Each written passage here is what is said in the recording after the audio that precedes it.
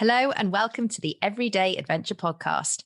My name is Nicki Bass and I will be bringing you thoughts, ideas and stories from some incredible guests to hopefully inspire you to live more adventurously in your everyday lives.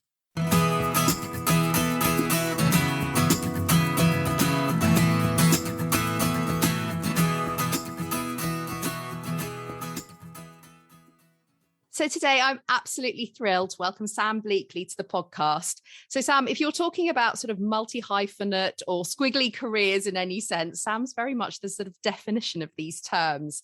He is a writer, a geographer, an associate lecturer, filmmaker, commentator, and as a surfer, he's a multiple European longboard champion.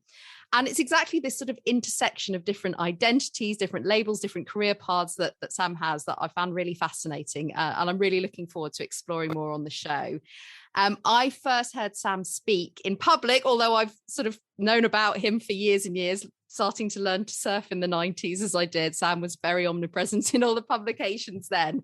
So it was a real privilege to hear him speak on a panel at the Blue Earth Summit, which was back in October last year. And I was really fascinated by the work he's doing around emerging surf communities, particularly in post-conflict or post-environmental disaster areas. And I just thought this was a really, in a narrative that's often dominated by the sort of, I guess, what individuals are doing in terms of their own career paths, in terms of their own, I suppose, activity on surfing as a sport. I thought this was a really interesting and fascinating angle to think about.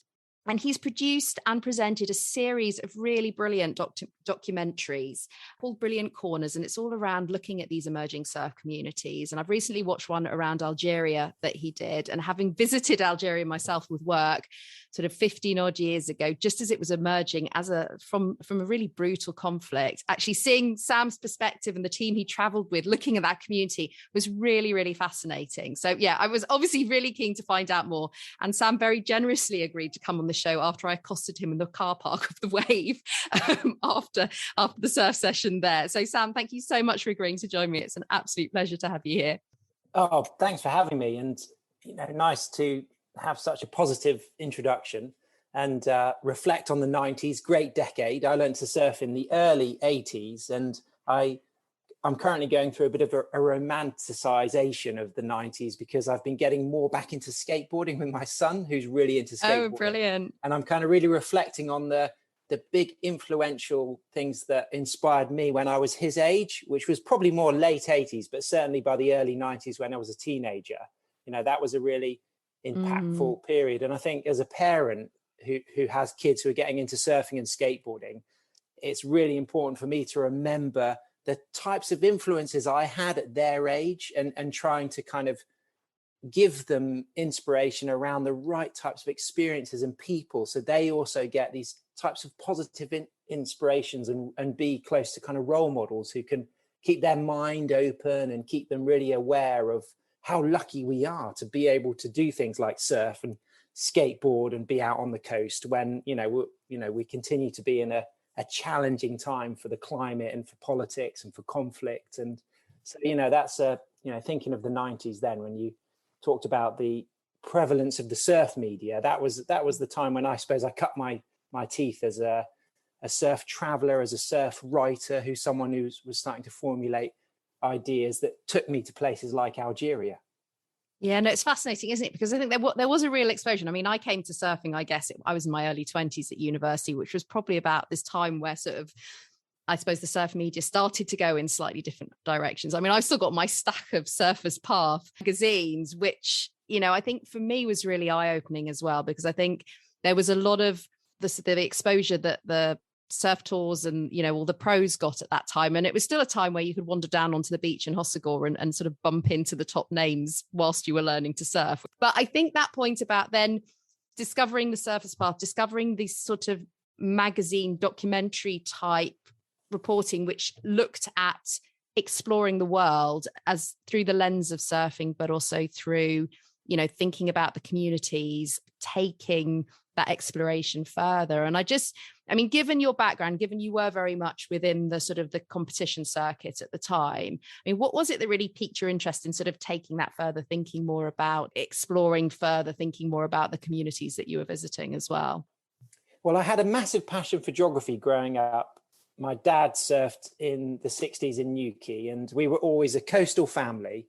And for me, geography was a subject that brought together my passion for understanding what was happening at the coastline, understanding the role communities played, fishing communities, coastal tourism communities, movement-based activities like surfing. And I had a deep interest in meteorology, oceanography, geology, but also culture and history. And my school teachers, the surfers, tended to be people who taught geography. So I formed this positive relationship between geography as being the surfer's subject, even though that might have been very different for other people who might have had a surfing teacher that was an English teacher or a science teacher. So this kind of reinforced self-confidence I developed between associating geography, weather, rocks, place, identity with my love of the coast meant that geography was the subject I worked harder at. And when I was doing my A-levels, I was suggested to apply to Cambridge to read geography. I did that. I got a place there. And through studying geography at Cambridge, my longboard career was really taking off. So I had these possibilities with sponsorship, with competition. But I loved the idea of writing about place. And so my professional surfing was facilitating the opportunity to go to places and compete. But because I was interested in geography and writing and travel writing, I got roles contributing to the magazines, editing magazines. And a big magazine that you talked about that was very important for me was The Surfer's Path, edited by Alex Dick Reed. And he was very supportive of creative writing. And I started to work a lot with a photographer called John Callahan. And we really started to do a lot of adventurous work. And John was really interested in supporting the emerging surfers coming out of Asia, Africa, and Europe, because he'd already had a successful career working with really established Australian, American, and Hawaiian surfers. But he'd relocated to Singapore and was really supportive of these emergent British and European and Asian and North African publications that were interested in celebrating the alternative takes on their coastlines. And that for me was like a stepping stone to really go beyond competition to the role that surfing could play in educating me and others about communities and places. And in those days, it was more about a group of international travelers, often quite a diverse group, exploring places.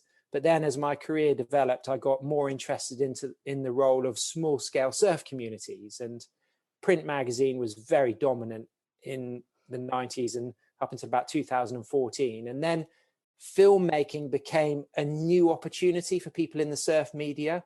And from 2012, I started to explore documentaries using presenting and the opportunity to kind of host something that was a bit of a middle ground between a surf story and Michael Palin around the world in 80 days kind of story.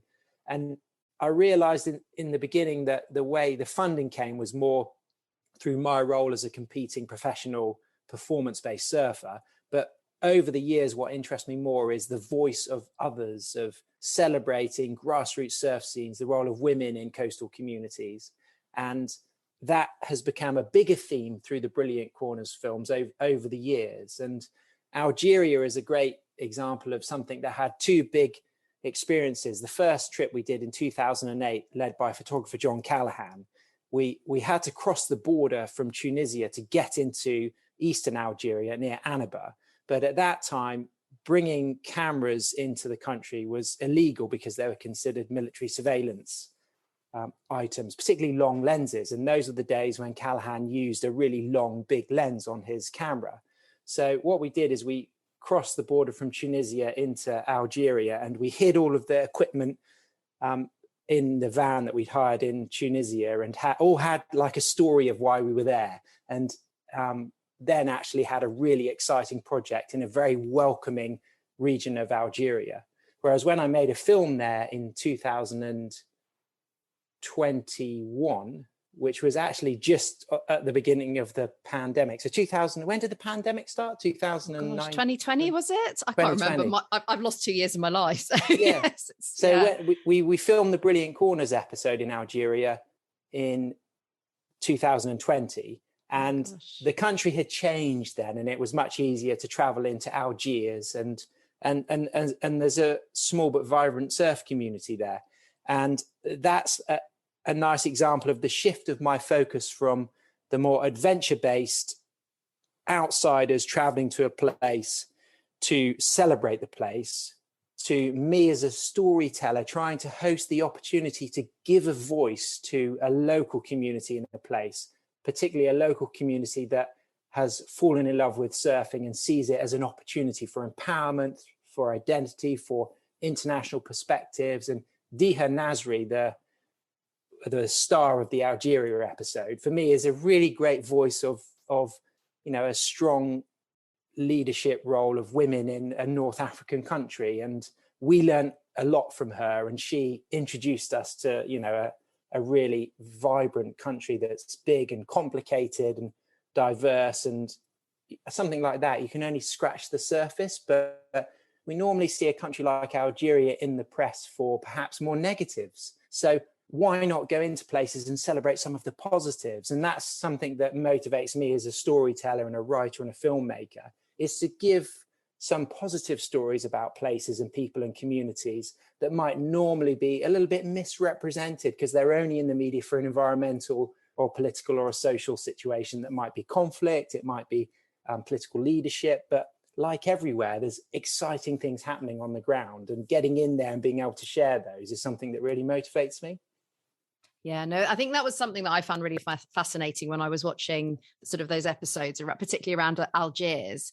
Because like you said, I mean, I certainly visited when it wasn't somewhere that people could get into, and it was very much, but when you arrived in this beautiful port city, absolutely stunning. And like you said, that real positivity that was there. And that, I suppose for me, that was really surprising. But also what I loved was, like you said, that actually in a way, the voice of the documentary was very much given to that community, given to the sort of the protagonists in a way who live and breathe it, rather than it sort of being narrated in a way by yourselves and those who are visiting it. Sort of created a frame. I mean, I wonder, just picking up on that sort of theme of sort of things surprising you or taking you, something that you're not expecting necessarily. I mean, given all the sort of the documentaries and the filming that you've done, or even the writing as well, I mean, what are the experiences working with communities that are emerging? What are the things that have most surprised you? Well, I think that my kind of early identity formation was very much an experience of discrimination by becoming a young longboarder when shortboarding was very much the dominant activity in the water, and bodyboarding was big and longboarding was kind of emerging. And for young people, it was very much frowned upon. Why are you on an old person's, board? And so I got quite comfortable with being an outsider as a longboarder, and got used to being abused to be this, what are you doing on that old person's equipment? But I was having a lot of fun riding the longboard.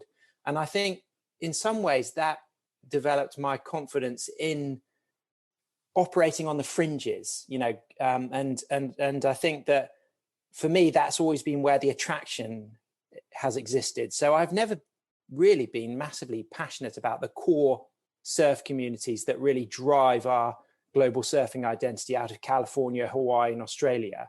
I've always felt like me as an outsider in mainstream surfing had more to give in the emerging scenes in Africa and Asia and the Caribbean that didn't have much attention. So I found I got a lot of electricity and inspiration from seeing and engaging with places where surfing had potential, or it was just growing.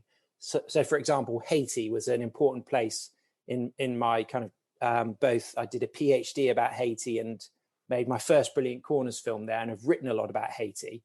And at that stage, it was more about the potential for sustainable tourism and the potential for surf communities. And now there is a grassroots surf community.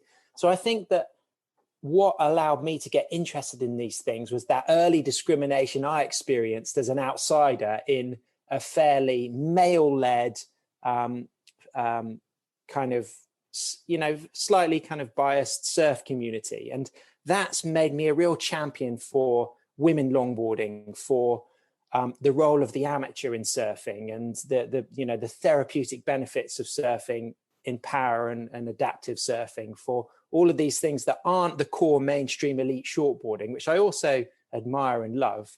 And that's attracted me to find the stories that I felt I had a opportunity to perhaps give something to, rather than focusing on the stories that the Californians, the Hawaiians and the Australians are going to do better because they live and breathe those areas. Yeah, no, it's so interesting, isn't it, as well? Because I mean, and it started to shift, certainly, probably only recently in the last sort of 3 or 4 years, that narrative focusing now more on the benefits around blue health, like you said, around the connection between what surfing can bring to everybody and being in the water, and it's sort of starting to feel more holistic. But I think for a long time, that narrative has very much been dominated by, unless you're exceptionally good and unless you're riding a surfboard in a particular way and doing it in particular places, then there's something, like you said, it becomes sort of marginalized or not actually accepted as surfing as a whole. And I think that's to its detriment. I mean, I'm just wondering, the sort of, obviously surfing's been such a huge part of your life for so long. But in terms of how, your career path has evolved, what are some of the benefits that you've gained by taking, I suppose, from a personal point of view, from taking a different path, a different approach, and bringing in all those different parts, all your different interests and all your different ideas of where you want to focus your time? Well, I think that the one thing that's really important to recognize is the brain is also a muscle, and one of our biggest muscles, if not the biggest in our body. And we have to exercise it as well. And I think thinking adventurously, thinking creatively, thinking in a risky way is also very healthy and very rewarding. And that can be about the design of the equipment you use, kind of reading about role models or interesting alternative perspectives. And I think it's just as important to go on your own mental adventures as it is your physical ones. And for me, that's been experimentation with equipment design, riding really obscure longboard shapes over the years, as well as riding very conventional shapes, but taking those risky journeys, reading around places slightly outside of the box. So if you're going to, for example, Haiti, not just reading the Lonely Planet guide to Haiti, but reading some of the poetry, listening to some of the music that comes out, looking at some of the art, learning about the food, and having this kind of slightly more creative way of engaging with places. And a lot of the best journeys I've actually been on have been the research around place. Sometimes the trip might have only formed a small experience in that, but the reading I did up to the adventure and the work I did beyond that probably has been a bigger adventure.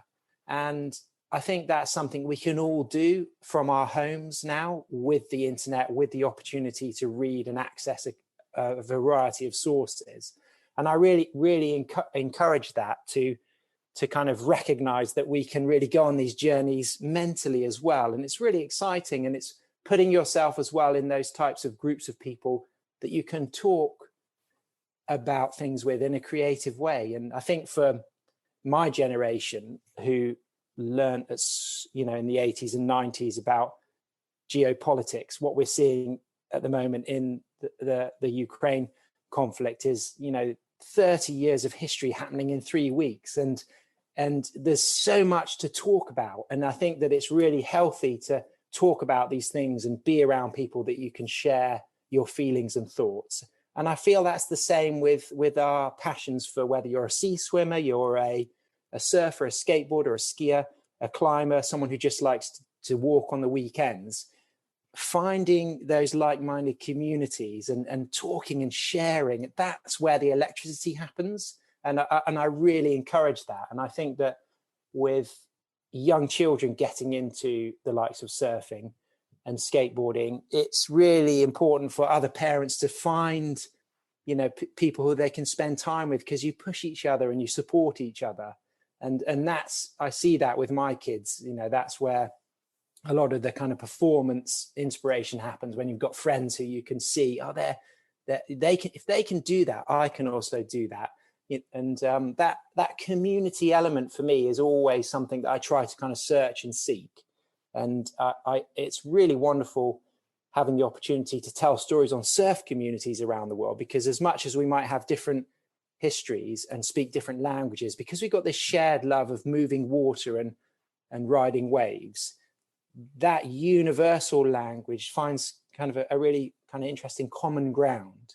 And then from that place, we connect quite quickly, and then we can learn from one another. And that's got to be a better way forward for the world. That one of the downfalls of the pandemic has been this kind of isolation and this kind of localism, which of course is demanded as far as energy and food for self-sufficiency. But having international, interconnected communities that embody a rainbow spectrum of ideas, diversity, inclusion, is absolutely fundamental for us to get along. We really need to learn how to tolerate difference, to tolerate different religious perspectives, the voice of different ethnicities and approaches, and that kind of, and have that kind of middle ground where we kind of accept that there might not be a yes or a no, but there's a, how can we kind of compromise? And that, those types of qualities I've missed a lot from not being able to travel. And I really think that if you can't travel, you need to travel in your head and online, and really keep that fresh international perspective going. I love the point you make about connection there, because I think that's really what it comes down to in the heart of, whatever in a way that the subject or the reason that for that connection is as part of, the documentary is part of the work that you do. Certainly what came through for me is the human connections that are made, that those, and the relationships, whether they are, relationships between yourselves as the crew who is doing it, but also the relationships within the families there, and how they, the qualities of the relationships also changing as a result of those sort of newfound sort of interests and passions and that side of things too. Yeah, we so need that. Family isn't just your grandparents and your grandchildren. We have all types of families that have common bonds, and building those kind of connections is really great for care and learning and leadership. And I think that I've always been very interested in seeing kind of that community cohesion, and particularly in the kind of joie de vivre you get in places where resources are limited, but there's a kind of a resilience and a resourcefulness. And it can be easy to become too pampered when we've got limitless supplies of water, food, electricity, but that's not the case for so much of the world. And to be reminded and taught about the need for resourcefulness and resilience. I think there's a really good acronym I have for surfing that kind of embodies that, which is PERM, PERM, positivity, empathy, resilience, and mindfulness are things that I think surfing gives people. And those are tools that are really healthy. And I'm sure from your own career, you know the value of those types of words: positivity, empathy, resilience, mindfulness have probably pulled you through really challenging experiences in your work. And that's a kind of a lesson that, is great to put people in places where they can pick those up through experience. Absolutely. And I think that thing you said about finding a positive way of seeing that resilience and that growth, because I think sometimes it's what we tend to see is the sort of the grit, that the people sort of having to stay the course, particularly in communities, or particularly in places that have been really traumatized by events, or whether man-made or environmental, that there is the hanging in there and there is getting through something. But then there's also the emerging part, like you said, of actually being able to come through it and being able to find a way of growing and developing and re-emerging, and that side of things. And I think in a way that bit about how surfing can tap into that as something positive, as some way of exploring those and connecting what people are doing on the beach down in Cornwall, as well as, as something that's globally, more accessible for those with a coastline, but that even those qualities are things to sort of to move towards. I'm just wondering, because I know that the pandemic obviously would have impacted on travel and on your work as much as it has for so many people and so many different areas. As we start to hopefully emerge from this place and travel looks like it's opening up. Where would you like to move to in terms of, I guess, a direction going forward? And obviously with, I guess there's thinking about the sustainable aspect of travel and tourism, because I think that's been so much on people's minds over the last 2 years as well. How do you see all of that sort of working together? Where would you like to take your work going forward? Well, I think any type of travel always has to have a kind of community benefit. And we've seen the impact that communities have suffered from being very dependent on international travel, particularly in the news at the moment, Sri Lanka, which is highly dependent on international tourism for its economy. And I think that all tourism communities need to have balance. They need to be dependent on domestic tourism as well as international tourism in equal measure, so that if travelers can't come in, domestic tourists can really contribute to the community and the economy. But in that needs to be agriculture and energy and a lot of other elements. And the over dependence on one thing is really time and time again in the last 3 to 5 years demonstrating that it's unreliable and it's unsustainable and balance. And I think that my passions are that, I really want to kind of share stories where I do like the small scale stories, because I feel as if they're raw and they're very inspiring, because you can take away a lot of the clutter and really kind of hone in on a couple of key topics, like, for example, post-conflict surf tourism in Liberia, in Monrovia, in Robertsport, which is 60 kilometers outside of the capital, Monrovia. There's a lot of really strong human resilience stories that you can really focus on there, because both the tourism community and the surf culture is small. So that for me is a kind of real kind of lens for lots of bigger topics. So there's certain areas that I'm very interested in, particularly lately, with the role of female surfers in Taiwan and Hainan, China. The surf community is very much women-led. In the Philippines, there's lots of very female-led surf communities. Those stories interest me. In somewhere like South Korea, surfing is booming, and what role that has in South Korea interests me. That's a place where surfing is big and crowds are now quite large at surf spots. There's lots of initiatives I'm seeing in West and East Africa, often with the role of outsiders, but with great intention, working with local communities. And I really celebrate that. I think that grassroots projects are fundamental, but it's very common for vibrant communities to be a mix of inside and outside. And I actually celebrate and support that. So there's lots of these small stories I'd love to share, but I'm very conscious of the carbon footprint of travel, and making sure that there's a reason for the work, and it's giving a voice to a community that are happy to celebrate that. I'm very conscious of carrying capacity of places, of not over celebrating or over emphasizing places that don't need greater attention. So one of the things that Cornwall has really suffered from through the pandemic is a huge influx of British production companies coming to Cornwall to make content and documentaries because they couldn't go to other areas, and not thinking, about the marketing impact that these places could suffer from. So if you romanticize a particular area that has a gorgeous stretch of coastline, yet has no facilities to host big groups of people because there's no parking, there's narrow roads, there's no toilets, there's no shops, then is that the right thing to do if you're suddenly going to go from a place that is used to having just a handful of people to having tens of thousands of people? So thinking past the kind of consequences of what you're sharing is very important. And that all comes down to just education and kids being able to think critically about the way we tell stories and share stories in romanticized places. And so I'm always thinking about lots of the broader issues about some of the stories I might want to share. But there's not massive resources for the types of work I do, because it's not extremely mainstream within surfing. It's more on the creative fringes.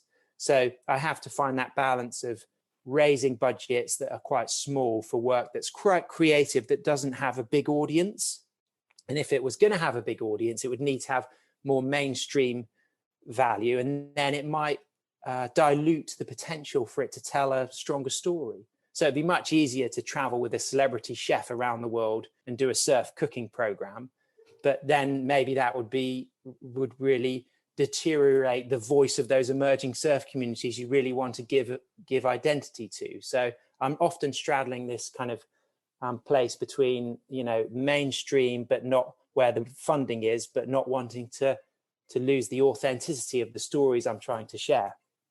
Yeah, I was just thinking what the challenge that creates, I suppose it presents, that the value, going back to that point we were making about the connection and about where that change is made, in a sense of spotlighting those voices of the communities that are there that may not be well known or may not be professionals, or whether it's surfers or celebrities or anything, but that actually the individual story at that level is that's the interesting part. That is the bit that makes a difference. That's the bit that you want to elevate. And yet the demand, I suppose, on the other hand, for something that, how you get the funding for doing that, I can imagine that's really challenging.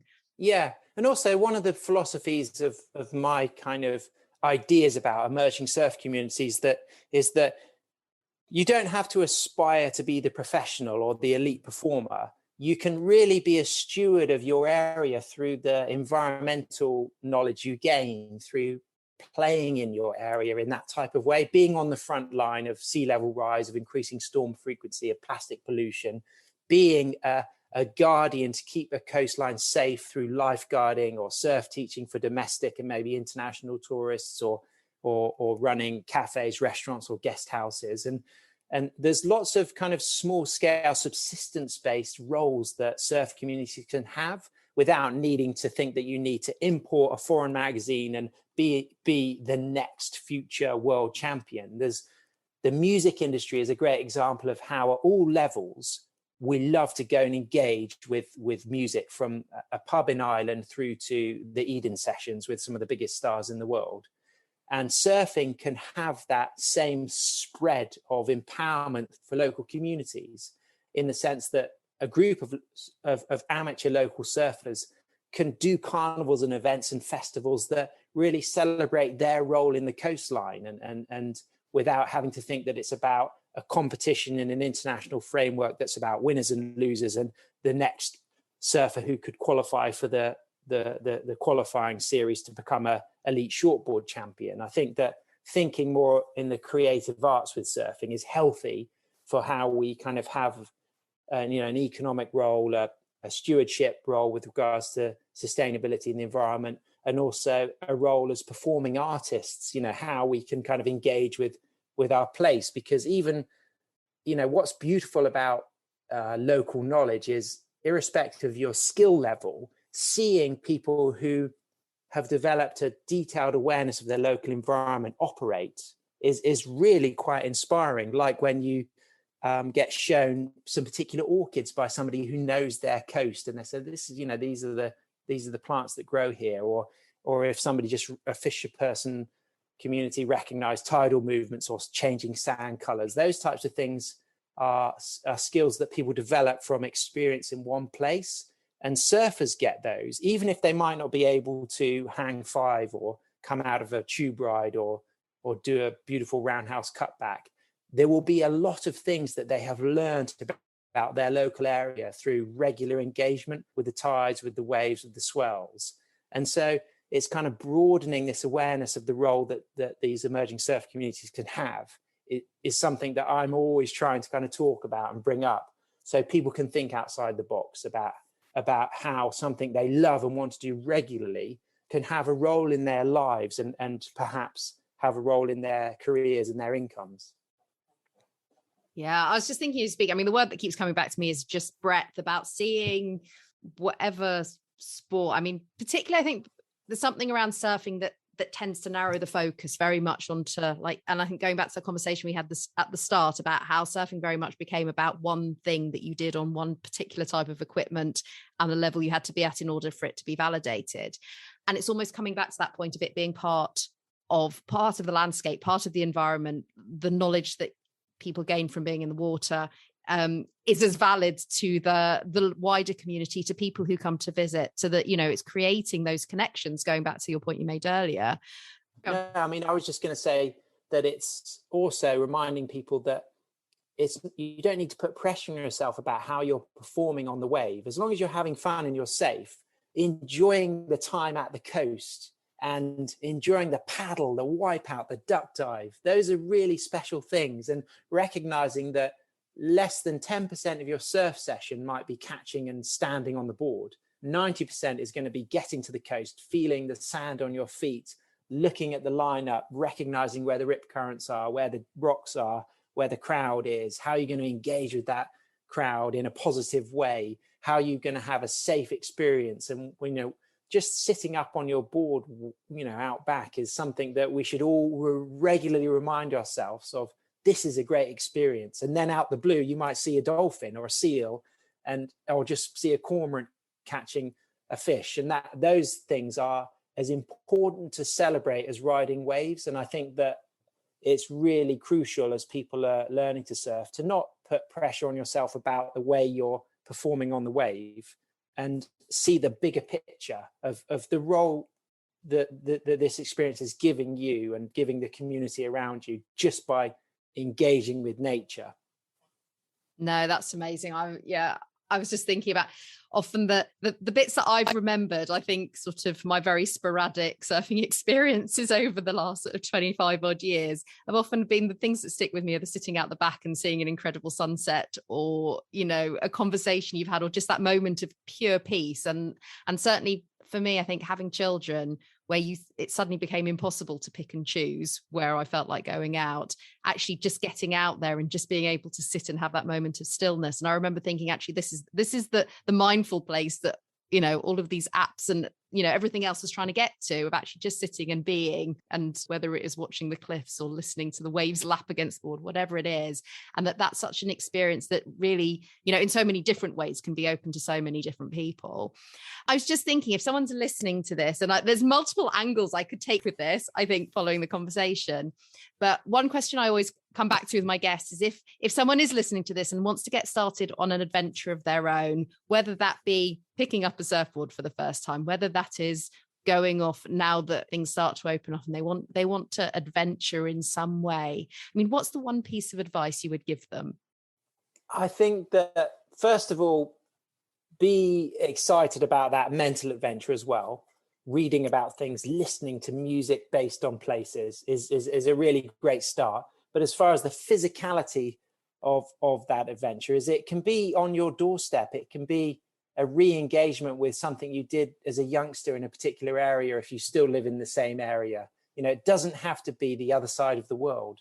And the biggest adventure I'm having at the moment is just getting back into skateboarding with my son, which I did a lot when I was smaller. And that's just right on my doorstep. And the biggest adventures I've had surfing in the last 10 years haven't actually been the glamorous filmmaking opportunities. They've been just the realization with surfing with my daughter is how fun small waves can be. And if you stay sharp and alive and you have a big enough board, you can ride the tiniest waves with agility and poise. And that kind of my daughter educating me about the feminine in surfing has been a huge adventure for me.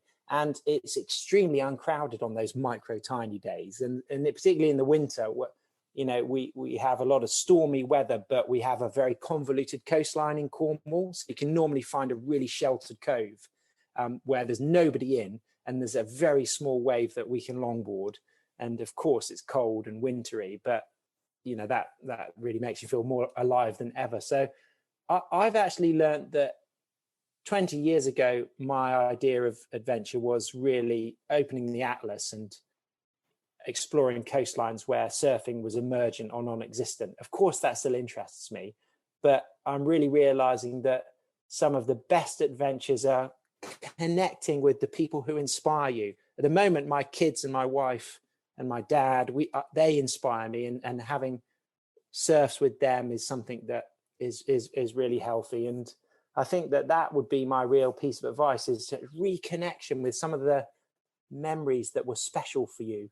Maybe it's that you haven't belly boarded on one of those wooden belly boards, but you did it on holidays to Perranporth when you were younger, go and get hold of one of those wooden belly boards and go belly boarding, or you have a particular smell that you associate, in a certain wood that you think, God, I remember. And you see that with your kids, you think, well, what inspired me when I was their age, and what, are some of the memories and faces and smells I have. And if you can remember those, it's like, let's go and re-engage with that. Let's go for a particular walk to that particular stone circle in West Cornwall that I can remember the feel of the wind on my face when I was my son's age doing that. So why don't we go and do that now? And those are really on your doorstep. And they can also be urban adventures as well. They can be the alleyways and the towns and those types of things. For me, I think, if we don't stay connected with our local adventures, that can be dangerous, because some people will look at me as somebody who is an ambassador for international travel, but part of my grounding and the anchor in my life is that I do have a real strong relationship with place and local community, and I think that is the core of my identity. And that's why I still live in West Cornwall. And we can reconnect with those types of doorstep adventures a lot more than we think, particularly with our kids. And if we haven't got kids, which many of us haven't, there are young people that you will be connected with, that you can go and have those adventures with. And my suggestion is think how old they are, and think about the positive experiences you had that informed you when you were their age, and then go on an adventure with them to try to reignite those types of positive experiences. Chances are the place would have completely changed, and there'll be a huge Disneyland, and you'll be absolutely horrified. But yet that's probably a good thing as well, because at least they can know that we need to not do that to destroy our green and blue spaces for future generations. No, absolutely. And yeah, in a way, that's sort of, like you said, that's sort of part of the adventure in itself, is rediscovering those things too, and going where things have changed and where you wish they hadn't sometimes, and how that can drive you forward. I think what really struck me in all those points you made, in a way, it's about, it's not taking away from the incredible adventures that we can go on, when we travel, and those connections we make with people further afield, but also that thing about elevating the ordinary, elevating the everyday, that when we go back, which is perfectly timed for my podcast, by the way, just to come back to that subject, but that thing of actually what we do in the everyday really, really does matter, is really the place in which we ground and connects all those experiences that we have further afield. And as you say, when we explore them in our minds too, that increases that connection, that sense of, I guess, that holistic experience as well. Sam, that has been absolutely incredible. I really could keep going for a very long time exploring this further with you, but I'm conscious I'm keeping you from the surf now. So if people want to find out more about you, about your adventures, about everything we've been talking about in this podcast, where can they go? They can read some of my mindfulness and surfing books. Mindful Thoughts for Surfers is a newer one, and Mindfulness and Surfing is a slightly older but newer one.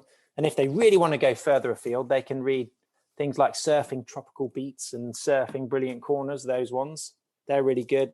Children of the Tide is a book I edited recently about the history of surfing in China, written by Nicki. The Longboard Travel Guide is a good one. But if they want to watch the films, they can go to the World Surf League website and find films on Zanzibar, Algeria, India, Papua New Guinea, Madagascar, and Senegal. Some of the older films are on sites like Amazon, have some of the earlier series, and Netflix is soon to start my second series, which I did with The Wave of Bristol, who funded my second Brilliant Corners series. And those shows will go online in July and August and September. So the World Surf League is the place to find the newer films.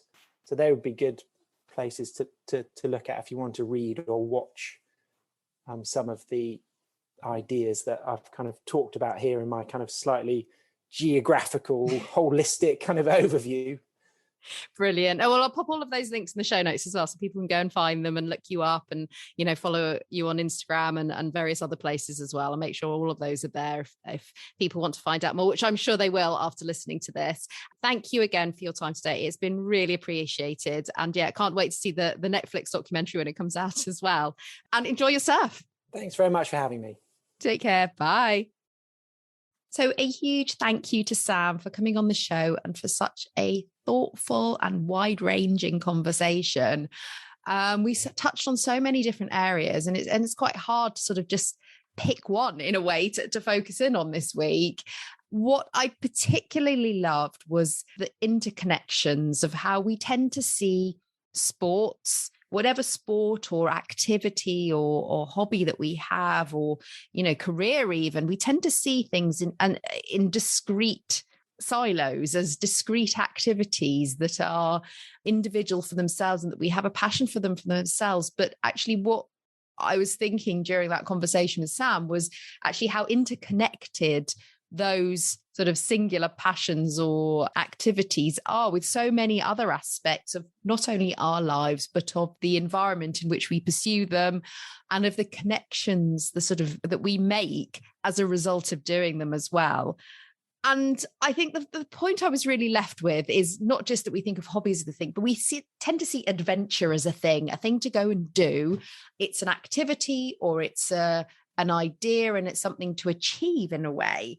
But really, it comes back to that point that sort of acted as a bit of a golden thread throughout our conversation, really, that point around connection, that actually adventure is about connection. It's about connecting to a place, or to other people, or even just to yourself, and getting a different insight into what you're capable of, or what fires you up, what lights you up, what drives and motivates you. And as Sam pointed out, that can be something right on your doorstep. It doesn't have to be big and out there. It can be the thing that you do every day, or it can be being inspired by those who are closest to you as well. And it makes it so much more accessible, because it means that adventure is open to us wherever we are, whatever we're doing, because actually what we're seeking out more than anything is a sense of connection. Anyway, I would love to know your thoughts on that. As you know, I could talk about everyday adventures for quite a long time, so I am going to stop here. But if you enjoy the episode, if it resonated with you, please do leave me a review. It makes such a difference. Or if you want to get in touch and let me know your thoughts, you can reach out to me. You can find me on Instagram, Resilience at Work. You can find me on Facebook, the Everyday Adventure Club, or Resilience at Work. You can find me via my website, resiliencwork.co.uk, or you can connect with me on LinkedIn, and I'm always happy to chat and speak to new connections there. So please do get in touch. Otherwise, I will be back again very soon. We're powering through this season now. Only a couple more episodes to go, I think, 2 or 3 more episodes to go. So yeah, please do stay tuned. We've got another amazing guest coming, and it will drop shortly. So I will let you know and speak to you soon. Take care. Bye.